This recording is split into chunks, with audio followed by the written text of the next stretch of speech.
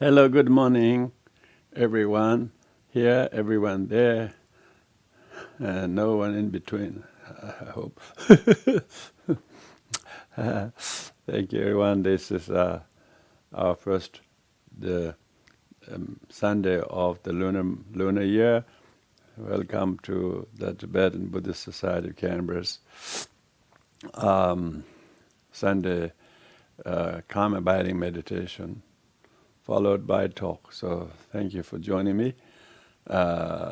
Everyone who's joining us here on Zoom as well as on Facebook, please secure a spot because this is supposed to be a meditation. So I'm just hoping this helps by doing this because we're not going to judge by number of people joining on Zoom live or not. And I'm not following Facebook, so I don't know how many is following. But in Buddhism, the meditation is very important. So therefore, we are trying to help to do meditation together as a group. So put your thoughts and feelings and a good intention. So here comes a gentleman called Stephen. Some of you may have not met, who've been attending Karma Body Meditation in Canberra for a few years. Hopefully we'll be able to recruit more people to join in person and on Zoom. So there's no excuse these days, no COVID, so I don't know why people are still not showing in person. Anyway, so thank you. You guys all here. Let's do the normal prayers with great sense of presentness and purpose and intention of altruism, and most importantly, unconditional devotion and commitment to practice the way of the Buddha by doing the affirmation of refuge. Thank you, everyone. Oyenda Buddha Dhamma Sangha Aitere Itela Dhamma Bhavacha Ajendala Ashare Vadavatuve Endabu Tadarama Sangha Aitere Itela Dhamma Bhavacha Ajendala Ashare Vadavatuve Endabu Tadama Sangha Aitere Itela Dhamma Bhavacha Ajendala Ashare Vadavatuve. May all beings have happiness and the cause of happiness. May they be free from suffering and the cause of suffering. May they know apart from the happiness that knows no suffering. May they dwell in equanimity, free from attachment or aversion to those near and far. May all beings have happiness and cause of happiness. May they be free from suffering and the cause of suffering. May they know apart from happiness that knows no suffering. May they dwell in equanimity, free from attachment or aversion to those near and far. May all beings have happiness and cause of happiness. May they be free from suffering and the cause of suffering. May they know apart from happiness that knows no suffering. May they dwell in equanimity, free from attachment or aversion to those near and far. May all beings have happiness, and the cause of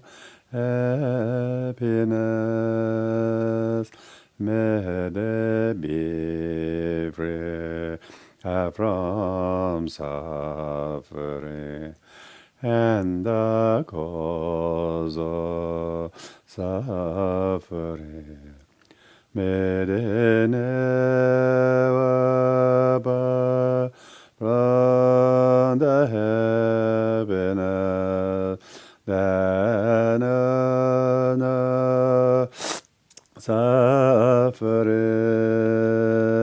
May they draw equanimity, free from her judgment and aversion to those near and far. So now we'll do the meditation, everyone. So all of you are familiar with this meditation. We'll do the meditation in 3 slots of 10 minutes. So main thing is you use the technique of fixing your attention on one.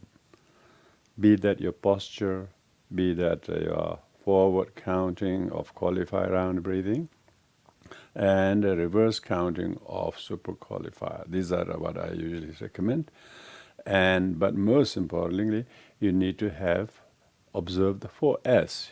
You have to have a very still posture, and you have a very sincere and wholly present motivation. So it doesn't slack, it doesn't become bored or dull, but really, really sincerely supporting the posture and meditation. And third is that your attention should be very sincere, very serene. Very serene. Serene meaning very sharp, and so you are really noticing inhalation in a very, very robust manner.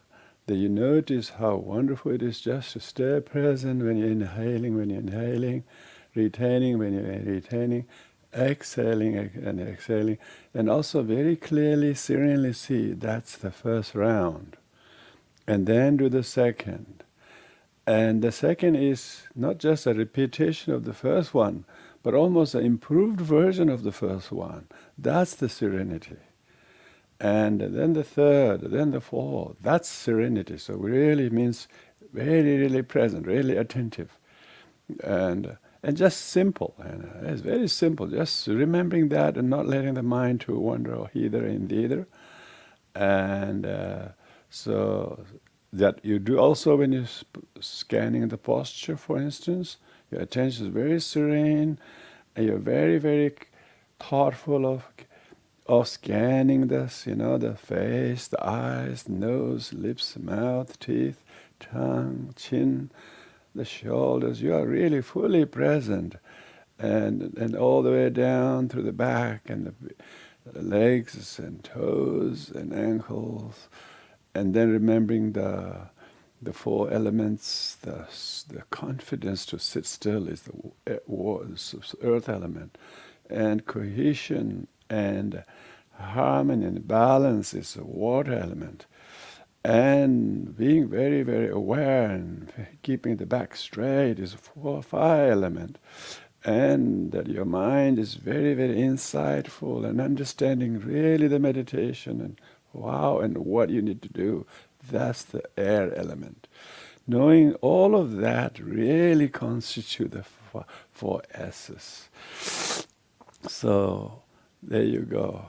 I'll simply use the bell to start each 10-minute section. Thank you.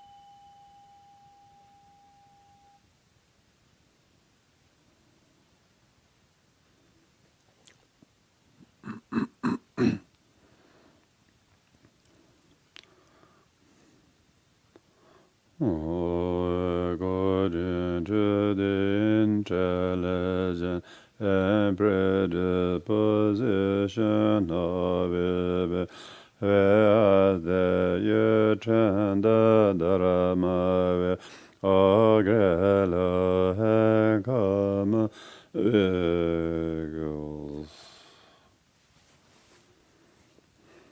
So thank you once again. Welcome to everyone to the meditation which we just concluded, but doesn't mean you should not stay calm. You shouldn't conclude calm abiding, do you? You should still continue in the calm, serene state of mind. And today's topic of the Dharma talk is the importance of knowing the teaching of impermanence. We may have heard of impermanence, but we actually really do not realize how important it is to hear it, to believe in it, and to accept it, because it is said that why knowing impermanence is important is the Buddha himself said that the one who thinks and knows, believes and accepts impermanence is one who has met the Buddha. I mean, where can you go to meet the Buddha? I mean, that's a pretty hard act to do. Firstly, the Buddha is not present physically. Even if the Buddha was in Bodh Gaya or somewhere in Indian village, the chances of us finding him is very difficult. So the Buddha came so many thousands of years ago. We can't meet him. But he taught the teaching so that people actually can meet. Meet means awaken. It awakens you. When you know the impermanence, then it wakes you up from your stupidity, thinking that things shouldn't change. And we are attached to things as if they shouldn't change. And Buddha said, one who thinks and reflects on impermanence has met me, means they have heard him, they believe in him. Because when you know the impermanence, then you are not attached to things or people or events or your status or your possessions, your positions. When you no longer have them, by whatever causes or condition, and no longer you have them, it's not that thing itself is impermanent. You have to become impermanent. You have to change your attitudes, thinking it's mine. And your suffering is caused by thinking it is mine, as if neither you have changed, nor the things have changed, and the parting has therefore snapped. It's not, but one who knows impermanence actually become awakened to not to stay attached to past, to objects, as me or mine, or his or hers, and not having sadness to some, and attachment to another, and jealousy to other, and so on. So all our 5 root afflictions comes from not knowing impermanence and not accepting impermanence. So therefore, it is very important to know that everything is impermanent. And then they have actually met the Buddha, it says. They have actually met the Buddha. And another comment is that you have been prophesied by the Buddha. Means the one who knows impermanence has been prophesied by Buddha that you will awaken. You will change yourself in a way that you don't suffer or don't make you to suffer as you did yesterday or day before. As soon as you have heard the teachings of the impermanence, you have actually been prophesied by Buddha. You will not suffer from today onwards in the way you have languished in the past. Why? You have actually heard the Buddha's prophecy that there shall be no suffering. Buddha taught the suffering and how to end. How to end is you have to heed to the teaching of impermanence and stop clinging to the past, stop clinging to yourself. Then you have been prophesied by Buddha that you will not suffer anymore. Because your suffering is caused not by change, by your refusing to accept change. So if you heard the Buddha prophesying, that means, I heard the Buddha said that if you heard the impermanence, that you will be liberated. Why? You liberated not by the Buddha, your own awakening of it. Buddha does not awaken you. You have to realize to think, oh, it's so stupid for me to be still clinging on to something that is no longer there. So all suffering comes from the attachment to past or aversion to the past. Even the past is not a fixed time. It's some things that we have held there to be mine. Buddha said it's no longer yours, and it wasn't even yours then. Even when you think something is yours, it's not. It's just slipping out of your hand, slowly running away. It's like your it's like your dollar in the bank. It's slowly going to the bank. Slowly going to the bank. You have if you don't work, it's going, and hardly anything's left in the bank. We keep working so that you're depositing a little bit more each month. Otherwise, the bank is snatching. You're slowly taking everything. Slowly, you won't have anything left. So it's not yours. You're not present to witness that how change is momentary. It is always so. Therefore, if you think that you have met the Buddha, you better act as though you have grown up and realize, oh, this is so stupid of me. And if you are carrying on about something, then that affects your mother, your brother, your sister. You can see, oh, my friend is so attached, he couldn't let go. He's depressed, he's stressed. And then it just ripple effects to all the families and friends, But one who don't moan and groan like that really have heard the Buddha, and therefore others will say, oh, she's completely not attached to it. That's amazing. They feel really inspired. They feel inspired, and they don't feel the stress.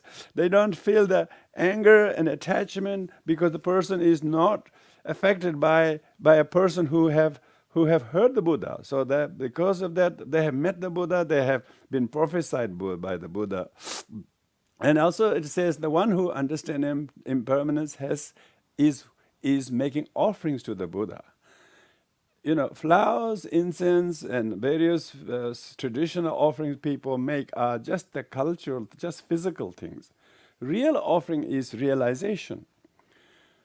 Even after our practice, we put our mala on our head, We put our mala on our head. If you recite mantra for a couple of, times, and then you put the mala on as your offering of your practice. So best offering is your realization. Your realization makes the Buddha feel, wow. I mean, if the Buddhas are your witness, they will applaud. They'll applaud because you have grown up and you are making offerings to the Buddha. Sangyelo Choprachabe, you're making incredible. Buddha would be incredibly pleased, and of course, as a result of that, why? Because you are out of suffering. What? That Buddha is not pleased because you are subscribing to his original knowledge or something, his original writing or something. He's got a fan, though, therefore he's very happy. Like that, not like that, Buddha gets 2 likes and then he get really, really happy. It's not like that, When Buddha realizes you are realizing impermanence, he says, my teaching, my years of suffering and practicing under the tree has rewarded.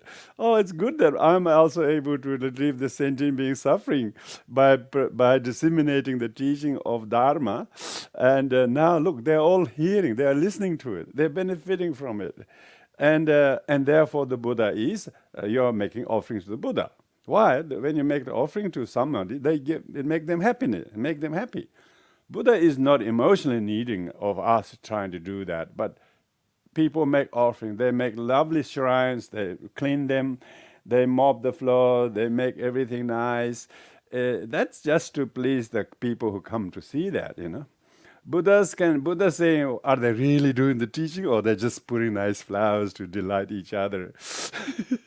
And real flower is the realizations, realizations. So if you know impermanence, it will delight you.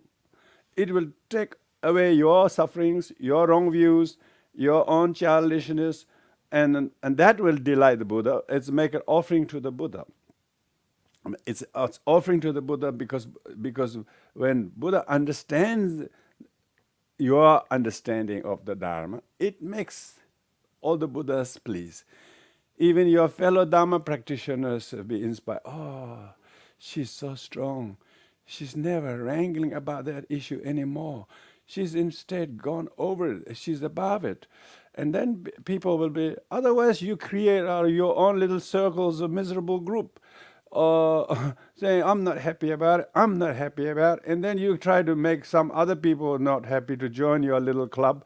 And you create a group of disgruntled, unhappy people, which is not offering to the Buddha.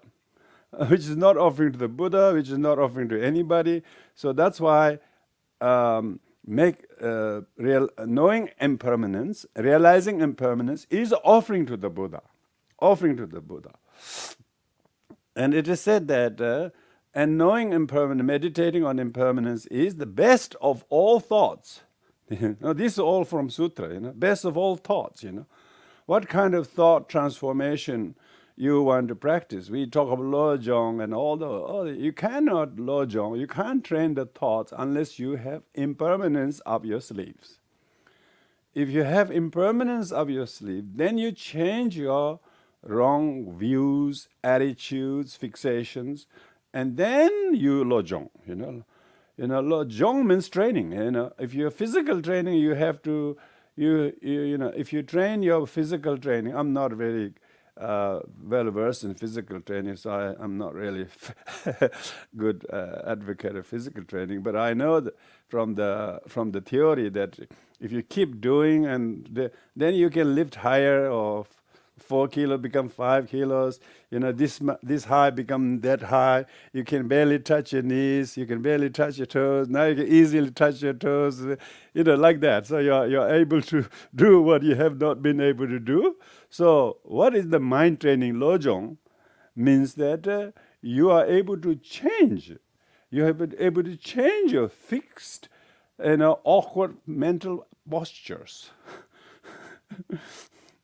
Yeah, people have very fixed, awkward mental postures and attitudes and traits, and they are always like that. They just keep repeating, and they haven't heard the teachings. When they heard the teaching, then they start to change their awkward emotional attitudes and postures. Why? They have really heed to the teaching of impermanence. Teaching of impermanence is one of the 4 legs of the table of Buddhism, really. They call 4 seals of Dharma. It's really the leg of a table. If you say practical terms, the table couldn't stand if one of the legs is not there. That's why there are lots of people crippling. When things change, they're just moaning and groaning and crippling. Why? Because they don't have the leg to realize the seal of the Dharma, that all things are impermanent. And why things are impermanent? Everything is interdependent. Not just one cause things to change that way, because there are many, many causes and conditions. So this is even better, isn't it? When you know the impermanence is interdependent, then you don't think impermanent is caused by you or by one person or one condition. You don't think like that.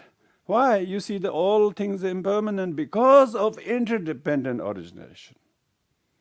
So that's the Buddha never said, things are impermanent because of him, because of her, because of me, because of other. He said, due to interdependent origination. It's incredible, isn't it? Then that's the 4th seal. And 4th seal is there's no self, There's no self, So the impermanent has no one cause that things are impermanent. Impermanent has many, many things that cause the change, that cause the cessation, that cause the say if you it says here in the Udana Varga that right now you are all sitting in your home and wearing, a shirt or something, and then, maybe you went and washed, and also a little bit of cosmetics, whatever you did, you're looking pretty presentable, and therefore showing your face through Zoom and knowing each other and so on. So, because we are not looking so closely, we're pretty presentable. But it says in the sutra that that one day one of your big bones, for example, will become pigeon colored. When all the body disintegrates, and then the bone gets left in the cold, and then slowly your bone becomes like pigeon colored. So all these pigeon colored people, because your flesh wouldn't stand very long, and bone lasts long, and bone slowly discolors. There's the pigeon colored bones that are thrown away and scattered in every direction. What joy is there in seeing them as me? Sooner or later, that's what it is. Of course, these days we don't allow that. We just put in a very shiny box and maybe sealed, and so and put, say, dust to dust and ash to ash, but actually really have it really sealed in a nice box and bury it at least a couple of feet below the ground, and I think it's all going to stay there forever. But remember, some Jewish people, I think, they exhume the body of the dead after so many years, and then they all discover all these bones. They don't see any of the flesh, any of the skin. They just have this incredible bone. They only discover the bones. And that's what we are really, sooner or later. So that's why if you see anything change, that say what you had, and now you don't have anything. You just have the pigeon-colored bones of yourself. And that's exactly things are. Whether it's your property, whether it's your possessions, or whether it's your whatever relationship, or your fitness, or strength, or whatever, they are not going to be there. Oh, so you better prepare for it right from now. That is inevitably, that's already happening. Slowly it's happening. Because of that, then it says the best of all thoughts is impermanence, because you are now going to accept, you're going to pay heed and believe to the Buddha's teaching that all things are impermanent. And one who knows and realizes that is going to taste the real nectar of the Dharma, and you will be walking. You will be thinking, you will be talking, you will be contemplating as one who understands impermanence. It completely will change you as a person. Incredible freedom from suffering. Freedom from suffering. So why is it to know that impermanence is important is once you know impermanence, you will not suffer. Suffering will be put to an end. Why? Suffering is caused by grasping and ignorance that things are impermanent. And attachment to things, they are going to last long, they are mine, when they're not. Even you are not truly existing. Even you are impermanent. You are sooner or later going to be a pile of pigeon-colored bones. and so, and that is fact, That is fact. There's no point saying, no, I'm not going to do that. I'm going this direction so that the death cannot come to me. And maybe you can create a little cave that a small group of people can just run away in a cave that no death can come. Death will find you anywhere, either in the top of mountains or on the way to it, on the bottom of the sea. You can never escape from the inevitable. Because of that, why the impermanence is important to know is it will empower you first to change your deluded mind, deluded behavior. Secondly, to stop the sufferings. It will change your thoughts. Because it says that your thinking of impermanence is best of all thoughts, like the largest of a mammal's footprint is elephant. They said the best of all thought that will leave a good impression on you is the thought of knowing impermanent. Now, to know that that thought is impermanent, you got to do it impermanent. You got to change your attitude. Not just, everything changes, then things are changing, but actually you got to change your thoughts and views and attitudes and your own way of thinking and influencing yourself and other people's thoughts. And you can actually make other people see that you're no longer suffering in that past as you were thinking, Because one who is not going to do those thoughts of attachment, do those thoughts of anger. They're not angry that the thing is not there. They're not jealous of others who think they have that. You don't have those things. And you're not ignorant anymore to do any of that. Because of that, it is the best of all thoughts, Buddhism is all about doing thought, and do some thoughts that are good. Stop the thoughts that are bad. That's why, if you understand impermanence, you will stop the bad thoughts, bad attitudes, and the causes of them. And therefore, it is best of all thoughts is meditating on impermanence. So that's why in the Udana Varga, this is Udana Varga is like Tibetan Dhammapada, Tibetan version of Dhammapada. There are so many verses that are dedicated entirely on impermanence, and these are all sayings of the Buddha himself, So I'm going to read a couple of them today, some of which I already says, alas, all productions are impermanence.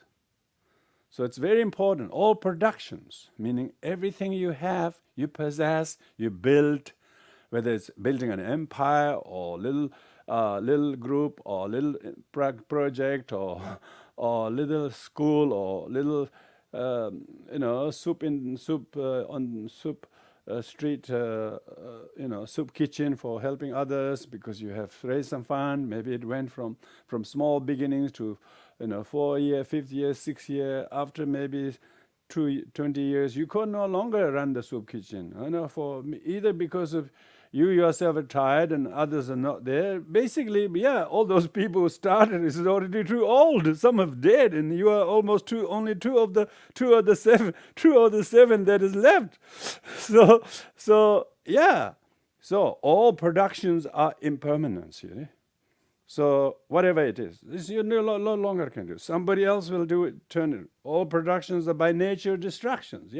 By nature, even the thing that you built up slowly falling down.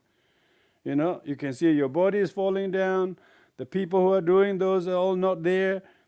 And being born must come to disintegration, though they who are at peace rest at ease in knowing all things impermanent. If you are in peace, it's because you know that things are impermanent and not attached to them. Not sad thinking you can't do them anymore. You should instead rejoice that I'm not attached. Thank goodness. Oh, what a relief. You say, what a relief. I don't have to think about it anymore. It's almost like your burden on your shoulders just shook off. You got too many burden, and one of the burden has now gone away because it's not even you have to do anything because it is no longer there. And so only thing is we're still lagging behind. The thing is not there, but attachment is still heavier a burden. So those who have heard the Buddha, they should learn to unload the burden they have put onto their back with attachment and so on. Those who are being burnt, what joy is there? Attachment to things is they're burning themselves in anger, in blaming, in sorrow and whatever. What subject is there to rejoice in? There's nothing, because they are still attached to things. Those who have entered entered and dwell in darkness, why do they not seek the light of knowing impermanence? Yeah.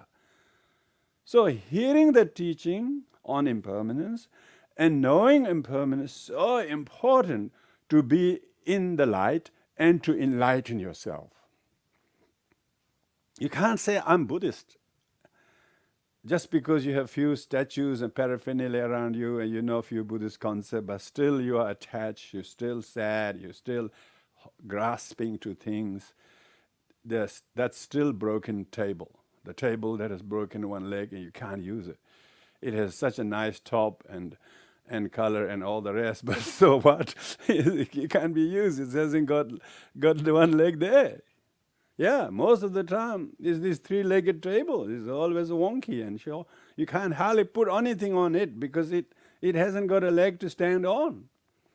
So that's why it says that the joy is, what joy is there in seeing them, seeing them lost in the darkness of not knowing impermanence. The pigeon-colored bones that are thrown away and are scattered in every direction. What joy is there in seeing them strewn all over? Yeah. But if you have the realization of impermanence, yes, you will not be so sorrowful. Those who have entered the womb from that very night without a pause, they are going on and on. There will be no coming back again. Yeah. Here the birth of us is given as an example. But say if you did something that, you opened the thing, we had an amazing celebration of opening something, you know.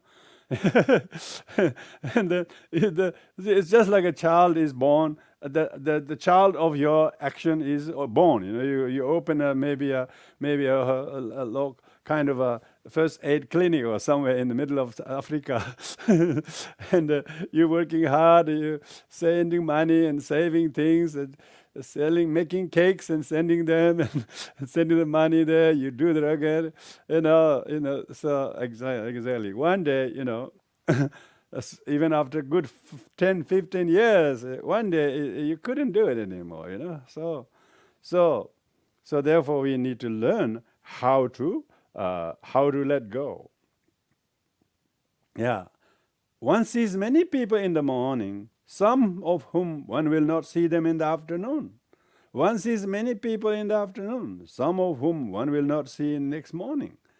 I mean, this is, of course, true. You know, you don't see them. I thought the person was there. And then he's not there, you know. Not because he's dead, or maybe he's dead, but he couldn't stay on whole day like you.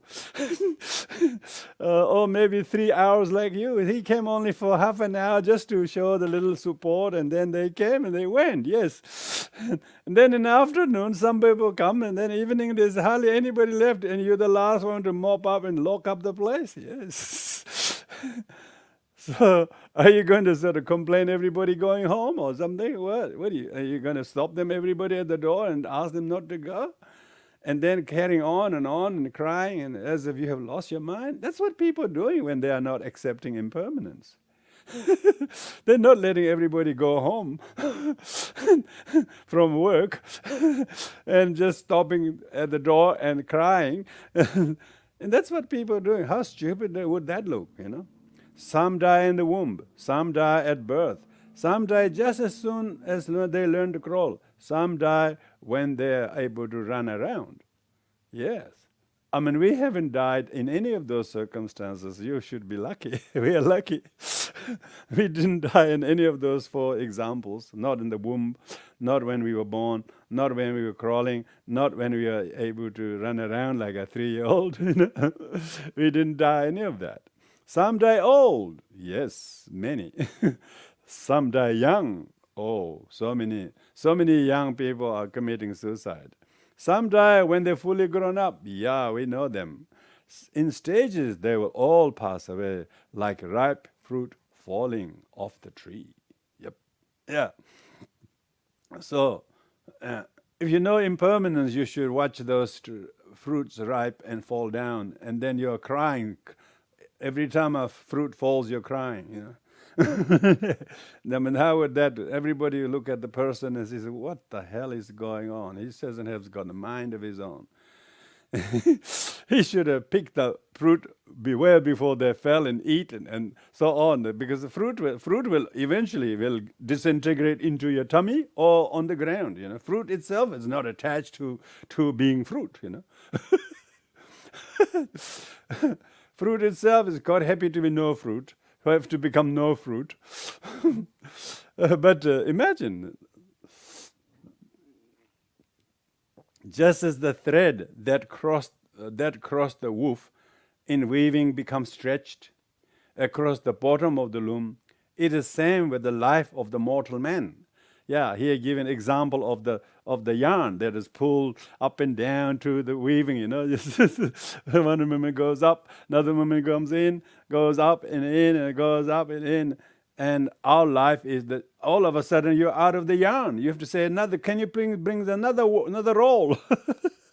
You thought it was a big enough a roll, and when you're applying on the loom, all of a sudden you run out of the yarn, and then you have to bring another basket. So it's like that. And no matter how many balls of yarns of lifespan you have, they're all elapsing as you stretch. you stretch from year 2020 to 21 and 23, now 24. Can you believe it's already January is finished. January finished, and now the second month, the shortest month, is already on its last leg. So imagine though, each year has got 12 balls of yarns, and now we are weaving using each of the balls, and now we are going on the second ball, and you wouldn't believe how quickly all those balls of yarns will run out, and you wouldn't have any left. Likewise, our mortality is showing that. Yet, when we know we're going to die, we have diagnosis or something, we still are really suffering. We still aren't able to prepare to die. We almost want to plan to live as long as possible by trying to deny or reject the death. You will not live long by thinking that. You should welcome every day. Oh, this is the last ball of yarn I have. So I have to really make sure the loom is properly made.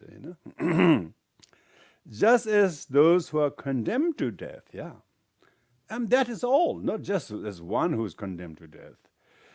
Just as one who is condemned to death due to his criminal activities approaches nearer to the gallows, as they take up each step in the same ease with the life of a mortal person. Yes, condemned person is taken to the gallows by the henchman and by the prison guard.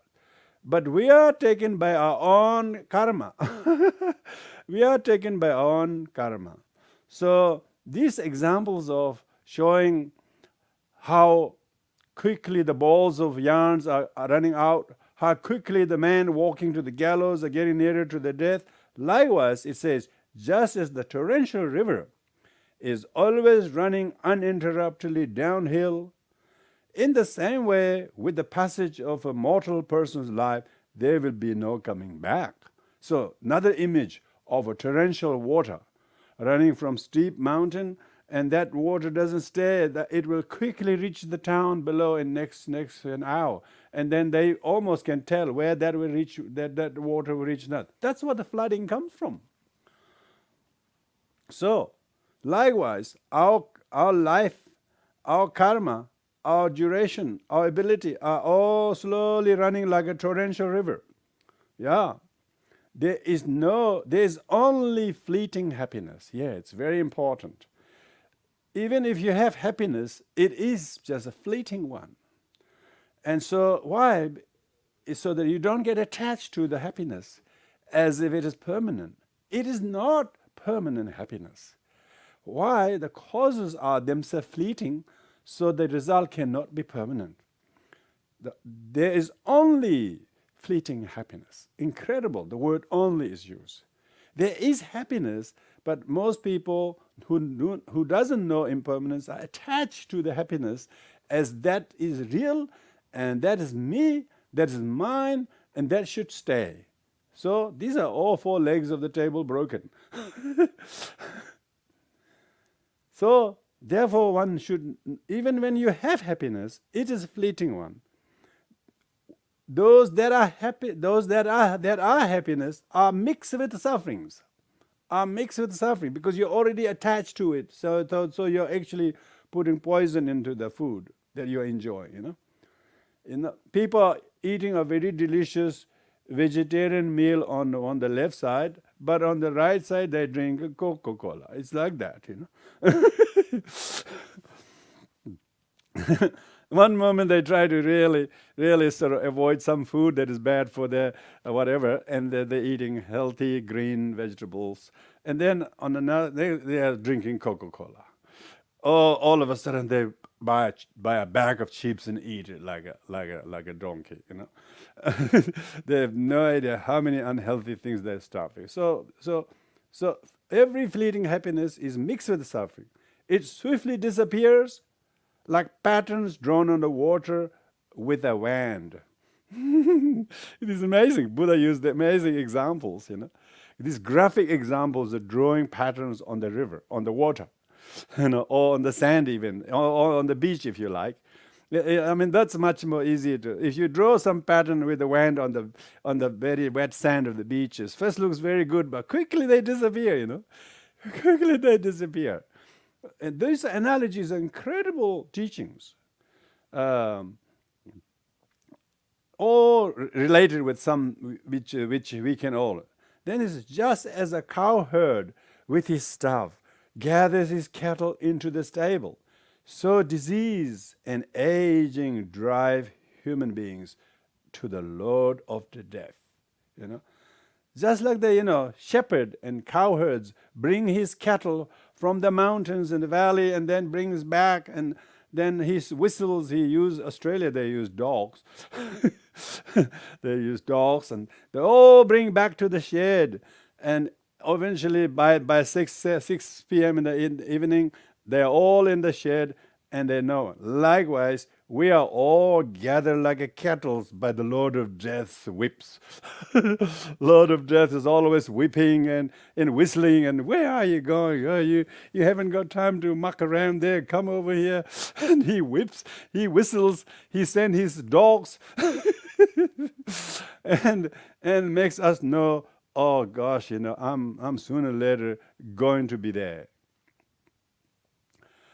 As the waters of the brook flow on by day and night, the hours of man's life draws nearer and nearer to its end. Yeah.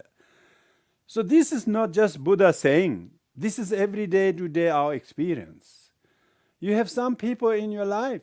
How many? Like I could tell, our family used to have 7 children, and then 2 parents and 2 grandparents. So that's 11 of us when we left to bed, And now we look at it. None of the 2 grandparents are there. No, none of the 2 parents are there. So the 4 of them went missing. Then out of the 7 children, eldest one died. Now only 6 of us left, Now all the 6 of us is on our last leg. Last leg. Everybody got lots of medical conditions, they call it. They have routine checkups, appointment with doctors. That's all their main job is, just going to the doctor. How soon I'm going to become dead? That's what it is. So long is the night to him who's watching, great the distance to him who is wayworn, and long is the cycle of samsara to the fools who knows not the holy law. So this is talking about the demerits of people who haven't heard the law of the Dharma, who's watching to the phantom of samsara as real and permanent and clinging to them. So therefore, he likens this people who refuse to understand impermanence as fools. If people tell you you're a fool, he probably has a point. A Buddhist should not disregard people call you stupid and deluded and fool. You should say, thank you, yes, I'm a fool. I'm full because I still haven't realized impermanence. I still can't realize impermanence. I'm very full. So, if people call you fool in Buddhism, is a good thing, because that's a real teaching, Real truth is bitter, You're full if somebody calls you. Yeah, you say, yes, I haven't realized impermanence yet. That's really, really full, So, those children are mine. These riches are mine. The fool's ruined with these thoughts, People say, these are my children. These are my grandchildren. This is my house. This is my possession. This is my property. What are children and riches to one who is neither found within nor without? Who is the possessor? Now my parents are not there. They don't say they are my children because they like my mom, My mom was lived very long, 95, and toward the last year, she was calling her granddaughter as her daughters. She says, I have no granddaughters. I have four daughters. So she's confused. She just doesn't know who is who. It's like that. You wouldn't believe how some people doesn't want to know you as anybody. Why? Because firstly, they choose not to. Secondly, they are maybe demented or whatever. They just don't see you anymore as theirs. So if they don't totally disown you, you should think, oh, they liberated you from attachment. It's good. It's very, very good. You have not become a fool yet. You now become wise at least. When they treat you as a no-son, you should think, good. Good. I'm trying to realize emptiness of self, and here this guy is helping me that I'm not his son. Very good. It's a dramatic example, that one. Though man and woman properly acquire hundreds and thousands of material possessions, they all fall into the power of the Lord of Death, after which they have nothing to say. Yes, no matter what you think you have or you have nothing. You are nobody because you won't be there. So this is exactly one who have heeded to the Buddha, one who has heard the Buddha's prophecy, one who met the Buddha. They will not suffer with attachment, with anger. And that's why it's very important. It is said, the end, this is called the four end in Buddhism. What are the four things that ends in ends? They say all investment will be ended in being squandered. That's the end of possessions. All the possessions are squandered. The end of what has been raised will all collapse. Yeah, all what you have raised, all what you have built will collapse, and they will no longer standing up. The end of all meetings is separation. Yeah, all meetings are separations. So why people suffer from separation? They think it's bad. Those who are fools, who think that things should be remain together all life, as a Buddhist, one should expect separations, and the togetherness is a cause of suffering anyway. So it's good to end the suffering of togetherness. So that's why you shouldn't fear separation. Why? Because together it's already is miserable. So what it could be turned into misery? No, it will actually end the suffering from the togetherness. So why you are attached to the togetherness when itself is already suffering? And now if you are not attached to the separation, and then the end of meeting is separation, and you have the realization that is so. That those who do not accept the the end of meeting is separation, then they are suffering after years, still blame the other, still blame oneself or others, and then one has always the broken leg. So why you should suffer from separation? It's because you haven't heard the teachings, you haven't actually paid attention, you have not met the Buddha, you have not actually heard the teachings of Dharma, you have heard something totally different. So why should you suffer now after so many years of separation from whatever? Why? Because you haven't had the benefit of knowing and realizing the teaching of impermanence. Why you are so worried that you have lost some big investment and you lost in investment or bad business dealing? Why you are suffering? Because all possessions, all investment will be squandered. So therefore, why? That's the nature of it. That's the ultimate, inevitable end of acquisition is spending. Either by choice or by squandering, Yeah. Have you read this incredible story of a Buddhist monk in Melbourne? This is a Vietnamese monk who got so much enticed by someone's promise of a big profit, the temple money and land or something, and he met some very shoddy businessman, and then he fell under their kind of influence, and he put some temple money into that, and then he, instead of succeeding to do what he was going to do, in the end he's got nothing. He lost even the temple itself, let alone all the donations the people gave, whatever. Why? Because this is, of course, an example of a monk investing. That's a really bad example. And not his money, it's the temple's money, He squandered, and now he got no temple, he's got no land, he's got nowhere to live, because all the money was squandered. This is millions that they're talking about 19 millions or something like that. This story is a big headline. I don't know, from at least 2-3 years ago.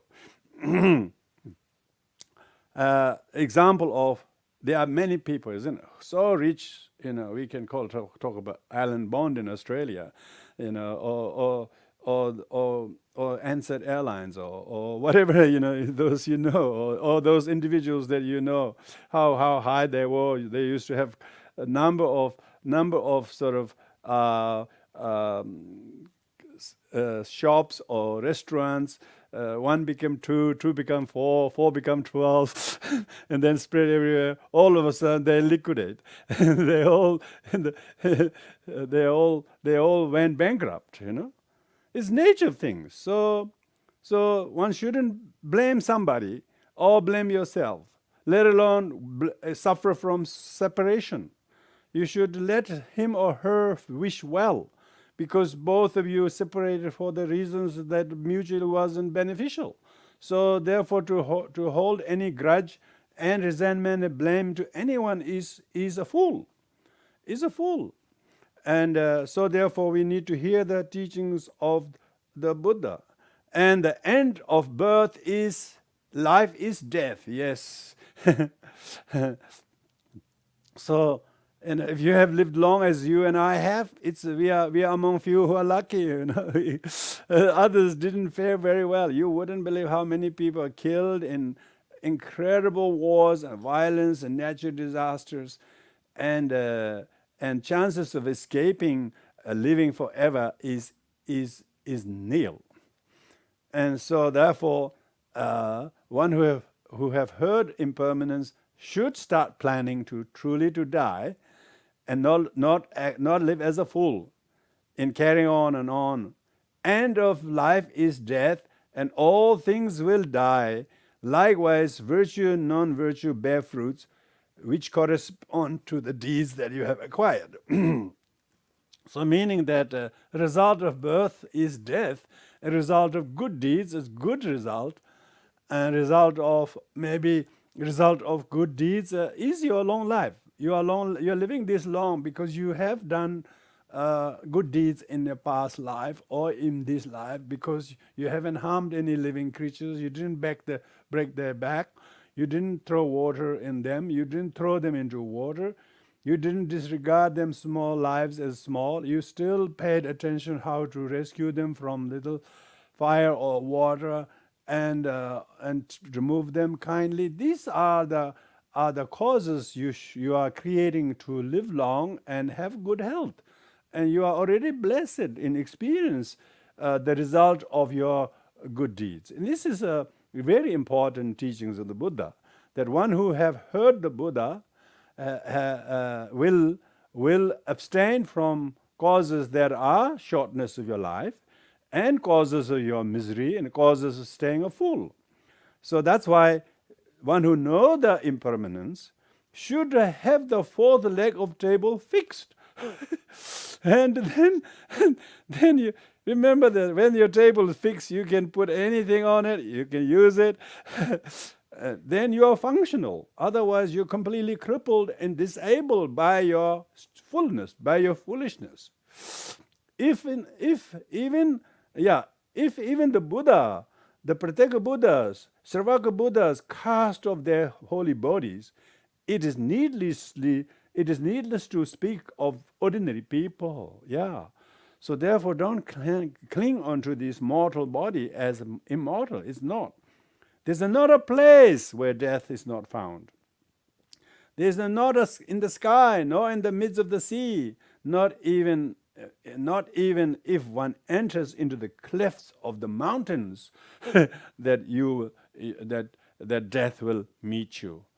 And so this particular chapter goes on and on like that, so that we actually have the benefit of knowing impermanence and not stay as a fool.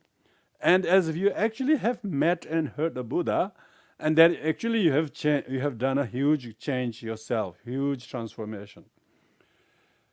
You can say to people, very big change in my life. Most people think, I don't know, well, some physical changes, or maybe got a huge promotion, or whatever. No, huge change in my life. Why? I heard this morning the importance of knowing impermanence, and I really realize its importance.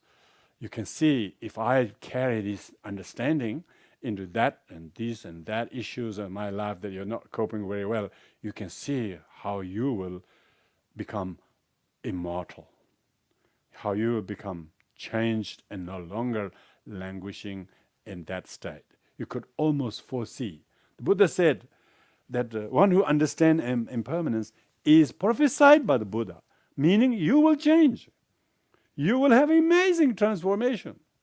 Even meditating, sitting quietly, is breathing, watching, counting, is so that you realize impermanence. Not so that you breathe, You're already breathing, so why we have to count the breathings, Why, you've been living already this 70, 65, 40, 50 years this long, so why you have to spend there counting your breath? So that each breath you count, you realize, this too is an indication of the impermanence of all things. I was inhaling, now I have to retain. Oh, it's already exhaling. Oh, it's already the first round, and second round, and third round. The more you witness the monotonous circle of rounds of breath, that much you are able to lighten your burden, not to stay in the past, and angry at the change, angry at the separation, angry at the loss, angry at the whatever it is. You realize that I'm refusing to stay a fool today, because I have seen the importance of meditating and realizing impermanence.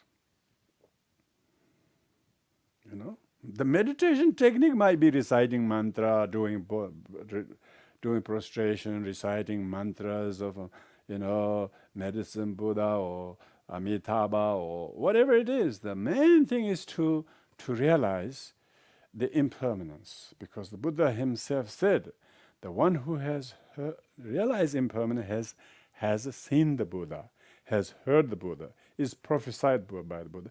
He has the best of all attitudes. People might say, what is the best Buddhist teaching? It's impermanence. To realize everything is impermanence. Some people will say emptiness or some stuff. No, even emptiness is very hard to fathom unless you realize impermanence. Once you realize everything is impermanent, then you realize that everything that you think is real is not real, is it? When things are impermanent, the thing itself is slowly showing to be empty of true existence. So, once you know the importance of impermanence, then you realize it is based on that understanding that your ability to practice emptiness and not attachment all will easily reap as a fruit of this meditation. That's why impermanence is also not some kind of a religious belief that you have to make people believe without them knowing. It is constantly present around your life, in your body, in your household, in your neighborhood, everything is changing. Gosh, you look at the trees, you look at the leaves, look at the garden, you look at the streets, look at your compost or lack of it. Look at your room that you haven't cleaned, and only weeks ago it was really clean, all of a sudden it's dirty. Everything is constant teaching, graphic teaching of impermanence. So it doesn't need to agree to Buddhist teaching. You are always witnessing. Watch your beard grow. Women don't have that problem, but they have other things. They see. Men, if you don't, if I don't shave, I'm not a hairy guy, but but you have no idea how much hair I discover in my body. even tiny bit really annoys me. I have to if 2 days I don't shave, which is not very often, but some days I don't, because I don't go out or do something, I don't shave, and it feels so awkward. So gosh, how did I manage to let this grow without me just mowing it? So wherever I go, I got to carry that shaver. When I went to India, what happened? I brought the shaver, but I left the cord behind. So so then it was really annoying. So then I after 2-3 days, because I have to go straight into this local shop. It was like 9 p.m. in the night. I had to go. You can see how impermanent your hair is. Your hair just grows, and yeah, just small things like that. Of course, that's only the visible, because it's just under my chin and around my under my nose, and couple of inches, really not a lot.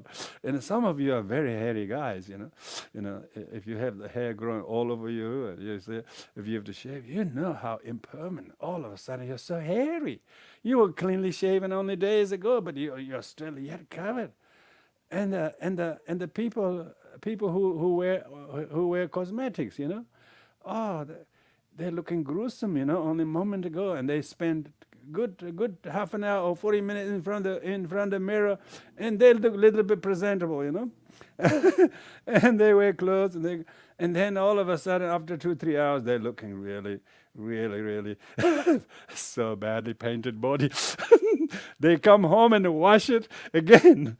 You see? We are constantly repairing damage caused by impermanent. Or truth being revealed by impermanence. We constantly, it's not just physical things, even your attitudes, your interests, your friendship with somebody and your lack of it now, or your interest in something else, or someone else's kindness to you, and all of a sudden they're not kind to you. They really resent the fact they've been kind to you. All of these are incredibly revelatory teachings of impermanence. The fact that you are no longer nice with somebody is because they taught you impermanence and you just didn't want to hear it.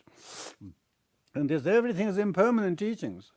And they're not, of course, conscious of teaching, but if people really is understanding impermanence, everything is the truth of all things are impermanent. So therefore, don't let anything interfere with your growth of appreciating, rejoicing, and relishing the witnessing of impermanence of all things. And this incredibly, you will find lightness in you because you're not doing ill will, you're not doing attachment, you're not putting on any weight, emotional or karmic. Because of that, you are very light because you are in the teachings of the Buddha. You are actually enlightening yourself. When you're meditating on impermanence, you are actually becoming the Buddha. Becoming Buddha is not some physical makeup. Becoming Buddha is not a kind of a thing. You just have to really believe in the teaching of impermanence. How much truth, how much truth of the truth it is. How liberating it is to realize impermanence. Like a carving on the rock. It will stay very clear. Otherwise, all the other teachings, your interest comes in this. One moment you want to do this, another moment you want to do this, another moment you want to take up that practice, another one. The impermanent teaching is the salient feature of entire Dharma. If you remember that, you will see the lightness in you. You are much more able to help yourself and that much helpful to other people. Otherwise, you're very, very rigid and stuck in your own ways and not cooperative. You don't see good in others because you think they are bad and they think they're permanently bad. Nobody is independently or permanently bad. Remember that. They are just figment of our imagination. When we don't have the kindness, we see the bad in others as our own projection. The moment we change our attitude, they change, So therefore, it's not the thing that is thing. It's our thought about the thing. And if you don't have the thought of impermanence, things seem to stay the same. Oh, he's the same person. Oh, that's person. Oh, they're the same person. One is the sameness in your head. And so you never overcome that because you have not realized the thought of impermanence changes everything. When you don't have the thought of impermanence, you are grasping to things as impermanent, as permanent, and so on. So there is a lot of merit in meditating on impermanence, in not only preparation of death, but preparation of true living. You are starting to live every day.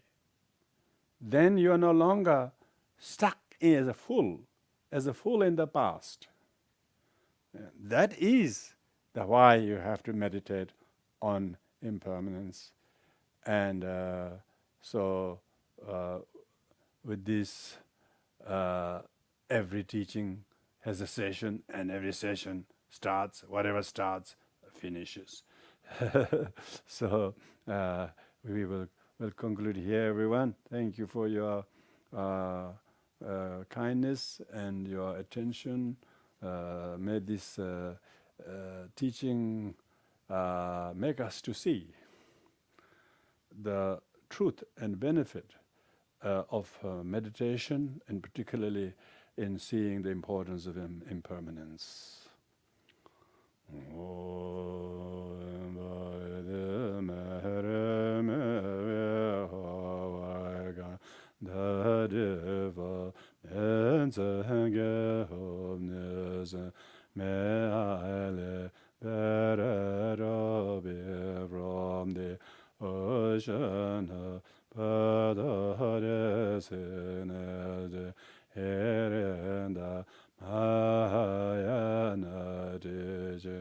Whatever merit I have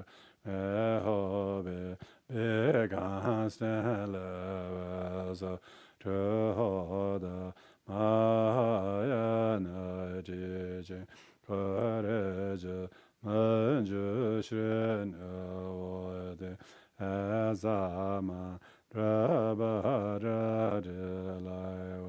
follow Awode Zambo Ajade Dege Mere Mede Ezelem Bodi Jeda Tebe Vere Nayedanzo Ve Asbembo Medeng Freely Vedadi Generation.